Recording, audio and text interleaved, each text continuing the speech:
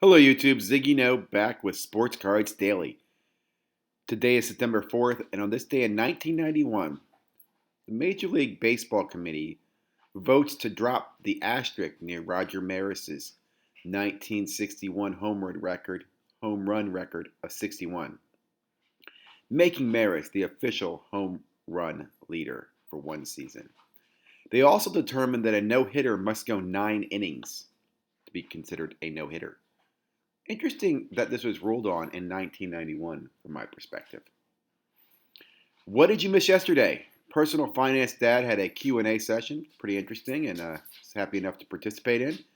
Golden Age of Cardboard podcast YouTube channel launched yesterday on Bench Clear Media. 3 lies you've been told. Sports Card Investor talks about, I won't call these lies, but definitely 3 things that have changed in the sports card world. Definitely in 2020. Sports card market recap with Northeast Ohio. Oops, I'm sorry, that's not Northeast Ohio. That is with the Comeback Card Investor. Thursday night football chat with Fantasy Football Quest, and NFL market heating up is with Northeast Ohio Sports. In the news today, we'll go over it's official, Ja Morant, Rookie of the Year. But didn't we already expect that? And how is that affecting his card prices? Marvel comps. We'll talk about the Marvel Donruss cards. A few of those have started to hit. You can tell I'm a fan of football, can't you? Stadium Club variations. I'll share a little link. For those of you collecting Stadium Club, there are some variations out there you should be aware of. And today, top 10 flagship baseball cards will be released by Bench Clear Media.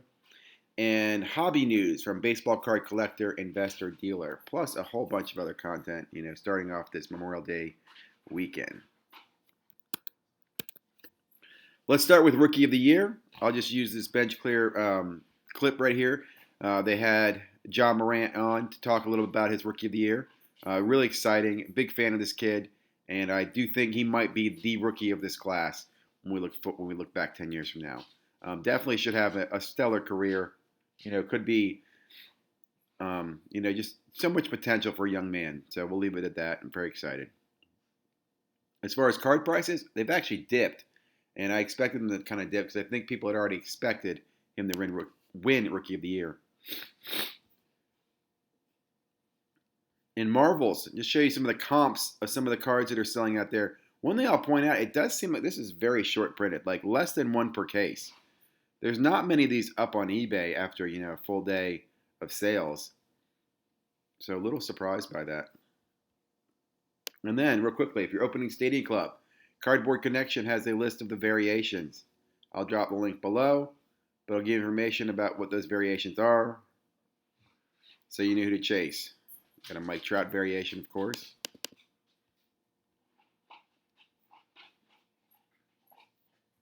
Playing golf. As far as content, Dustin was live on his channel the other day for Q&A, over an hour. Really good session, answering questions. Talked a little about pop reports. We talked about grading. He talked about vintage, some of the stuff he's chasing in vintage. A lot of people into vintage. Vintage football, like I said, was high on the top 20 this week. Golden Age of Cardboard. New podcast from Baseball Card Collector with his friend Andy. I forget what channel Andy's with. That'll come back to me. I don't want to say the wrong one. But they introduced a new channel podcast or new show podcast around vintage baseball cards, which I thought was very interesting for those people who are interested or getting into baseball cards. I listened in. I'm not a big vintage baseball card person. I don't know why. I think I like the new stuff. I like the flash. I like the autos. I like the chase.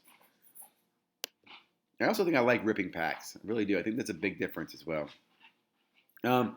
Sports Card Investor had the 3 lies you've been told. Now, again, I'll go into this really at a high level. He's basically talking about major changes that have happening. One of the great examples he talks about is that the base cards have a better return than some of the higher end cards. Like if you had bought into, base cards over silver cards, you actually make more money in the base cards.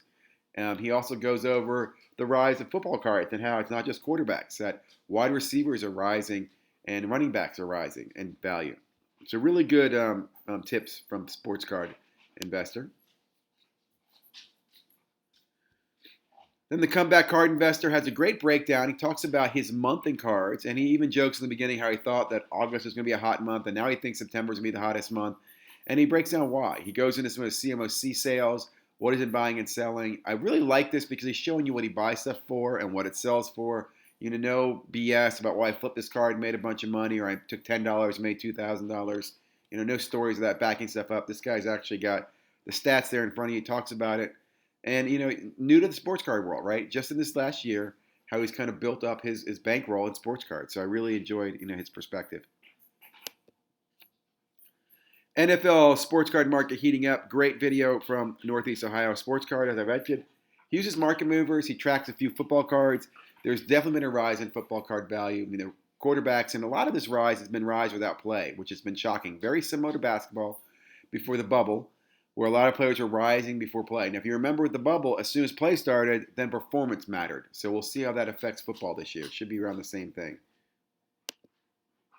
And then lastly, the quest for football card glory.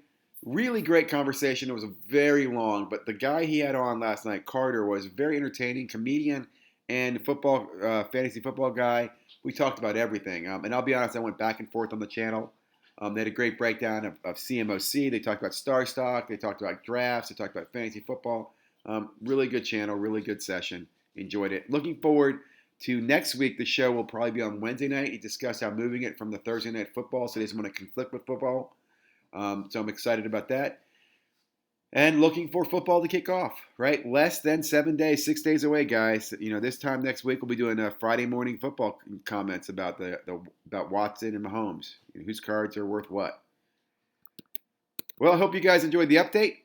Have a great day. Stay safe. Stay healthy. Look for your comments, your suggestions, your quotes, or recommendations.